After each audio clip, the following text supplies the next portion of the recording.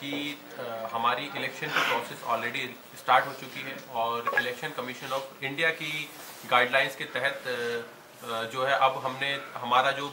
ई role है, हमारी जो रोल्स हैं, इलेक्टोरल रोल्स हैं, वो भी अब पब्लिश हो चुकी हैं। सो अब जो उसका नेक्स्ट फेज है कि उसमें अगर कहीं पे कुछ खामियां रह गई हैं, उसके लिए ये प्रेस कॉन्फ्रेंस बुलाई गई है कि हमारा आज से VVIP voter verification and information program ये आज से स्टार्ट हो गया है। और अगर कहीं पर भी हर एक पर्सन से मेरी ये रिक्वेस्ट है, हर एक वोटर से, कि वो अपने अपने BLO के थ्रू अपनी अपनी जो वोटर लिस्ट है उनको वेरीफाई करें और उसमें देखें कि अगर किसी का नाम गलती से रह गया है या फिर किसी का नाम गलती से कट गया है या फिर कोई ऐसा जिसका नाम कटा हुआ होना चाहिए था लेकिन अभी भी गलती से वहां पर जुड़ा हुआ है, तो जो फॉर्म 6, 7, 8 या फिर अगर कहीं पर कोई गलती वोटर लिस्ट में, तो फॉर्म 6, 7, 8 के थ्रू उसको